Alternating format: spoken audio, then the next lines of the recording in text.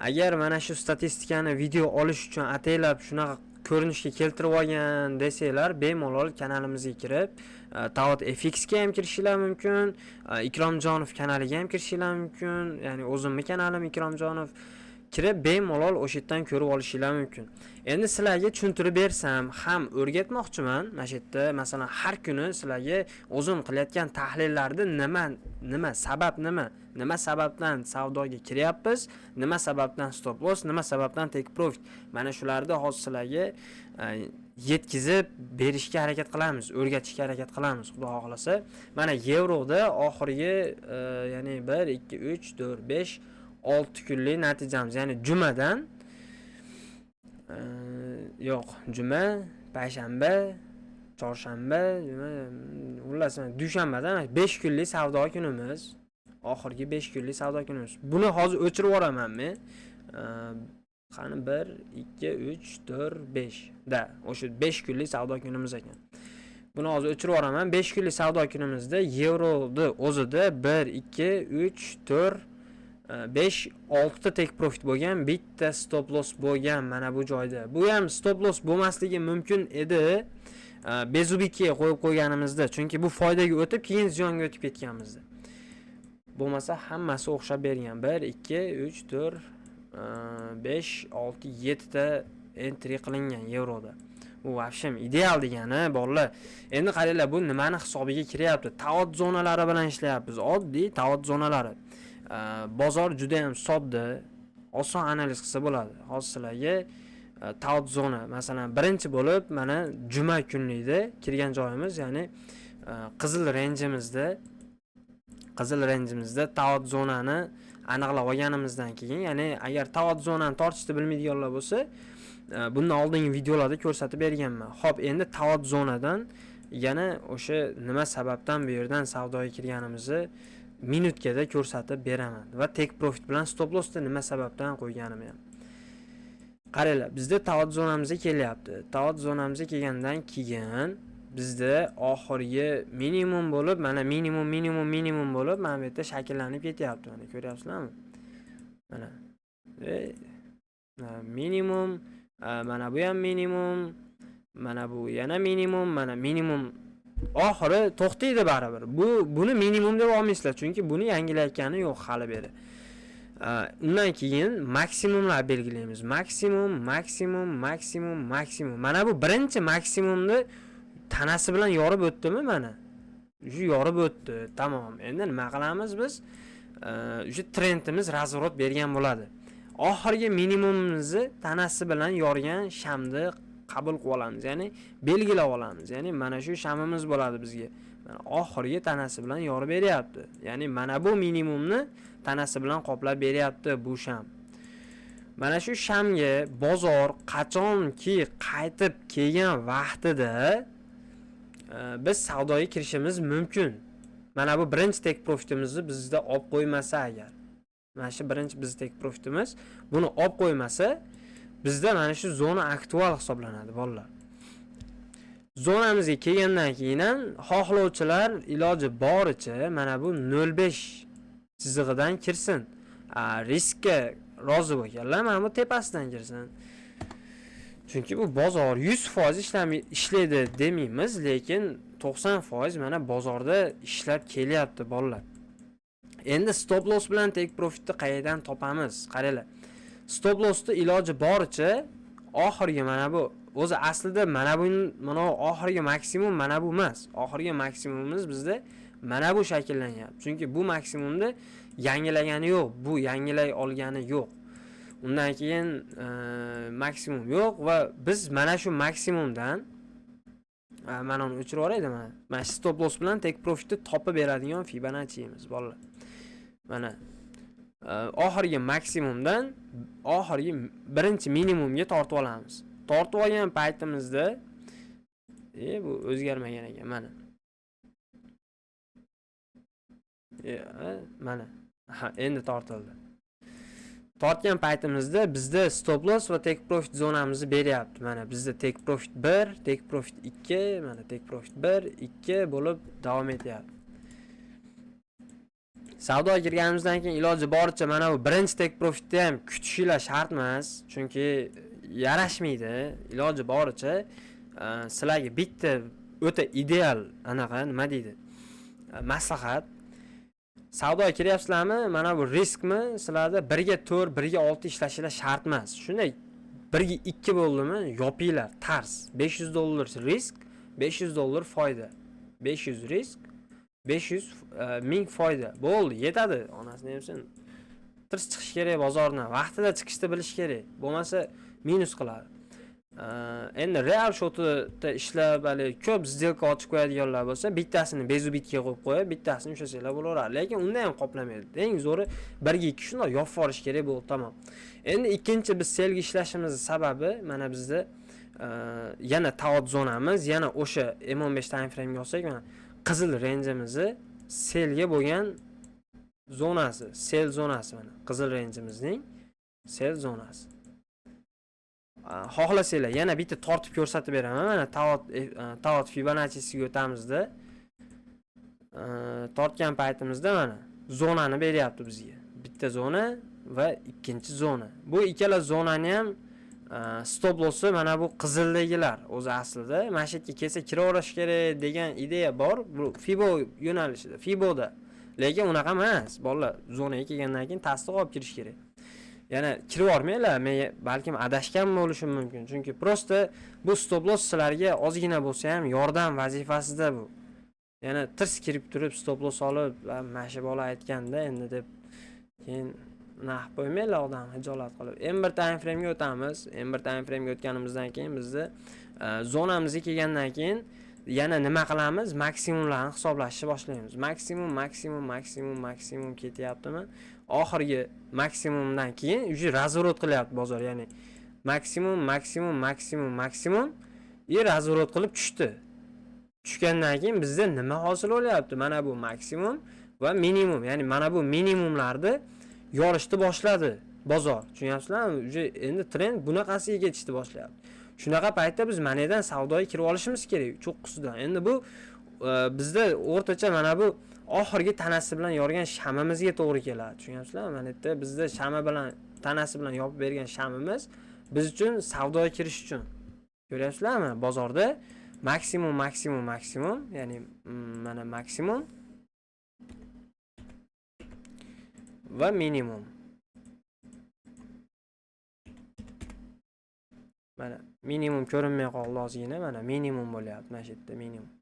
Tanasi bilan yoryapti. Endi yorgandan keyin bizda mana bu shamni olish kerak. Lekin agar sizlar yana ham bir uverin bo'ladigan bo'lsanglar, qaranglar, bu yerda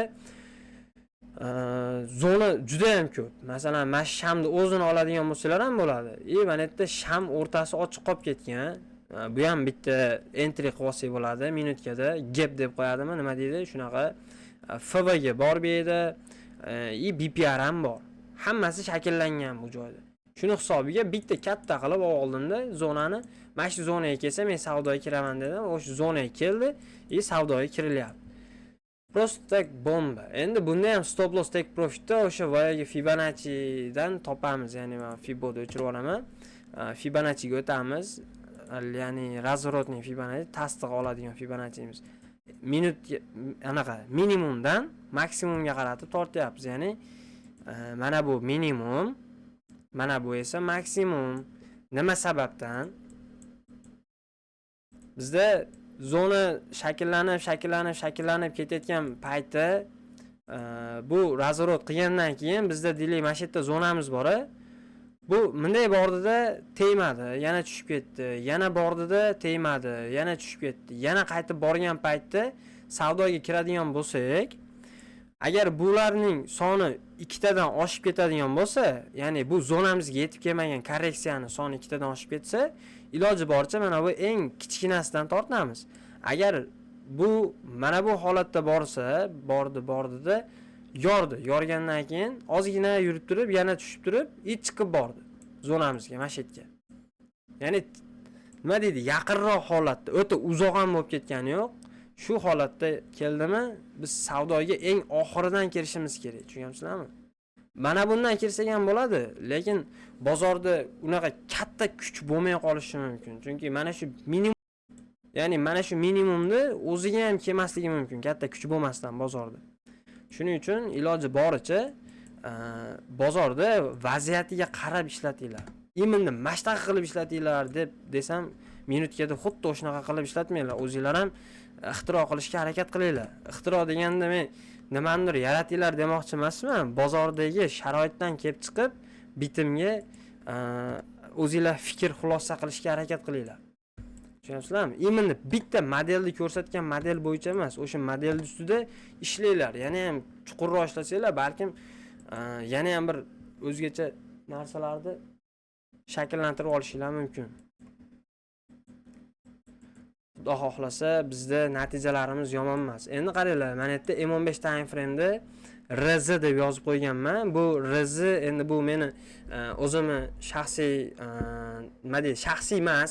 Buni ham Taot FX yaqinda video qilib chiqarib berdi, lekin men buni anchadan beri ishlatib borardim. O'zi ishlatib boshqa qilib yurgandim. Mana shu narsa juda ham zo'r ishlab beradi bu ham, bolalar. Qaranglar.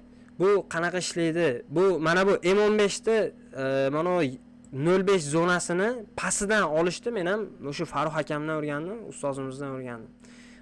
Deylik M15 time frame'da bizda razворотный zonamiz bor. Razворотный zonamizni mana bu 05 zonasini pastidan. Men ham xudo xohlasa mana shu RZ bu nimaligini olib chiqib beraman yaqinda. Bu qanaqa modelligini olib chiqib beraman, o'zingizlarga ko'rasizlar. Mana shu M15 dagi RZ biz zonamizni 05 ga keldida 05 dan savdoga kiryapmiz.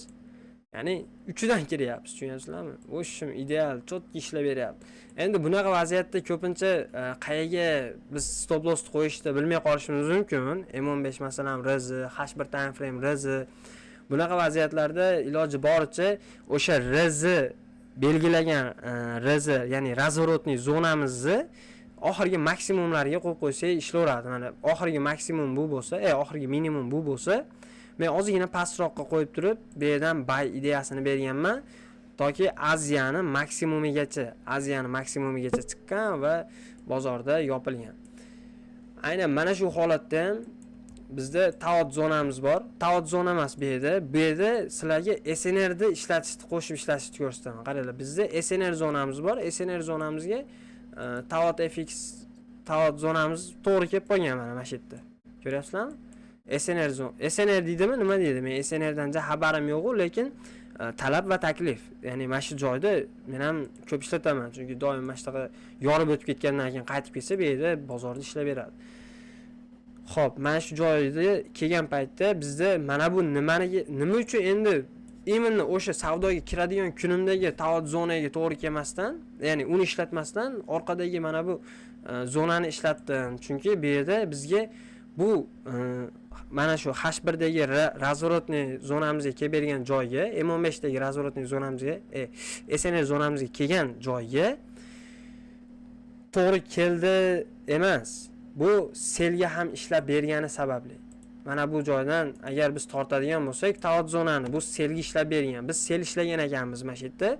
Sel ishlaganimiz uchun bayga ham ishlab berish ehtimoli yuqori degan xayol bilan mana shu yerdan savdoga kirildi. Stop lossini mana bu joyga qo'yib ishlatilindi. Mana.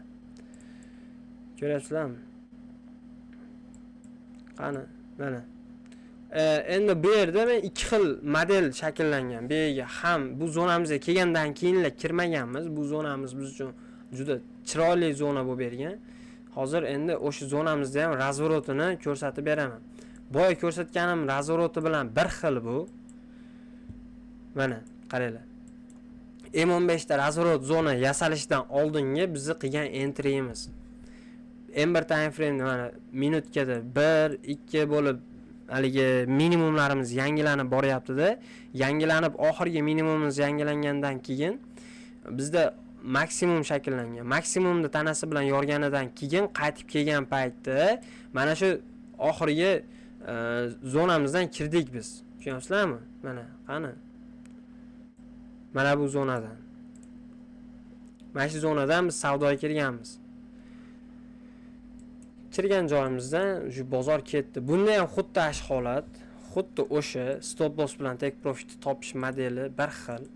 Ya'ni minimumdan maksimumdan minimumga qarab tortib qo'yamiz. Xato tortdimmi deyman-da. Mana.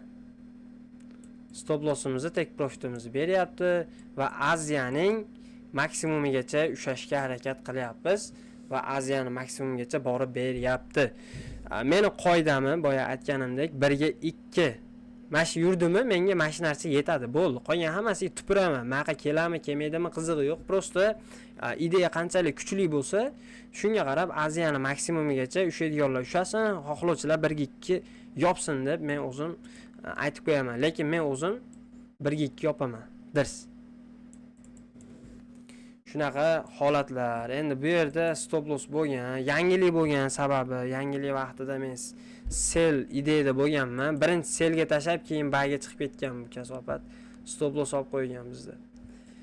Mana bu joyda ham xuddi shu taot zonamizga kelyapti. Taot zonamizdan o'sha tasdig'ini olyapti. Tasdig'ini olgandan keyin tushib ketyapti. Take profitimiz mana bu birinchi zona, taot zonamizni birinchi take profitigacha ishlanyapti bunda.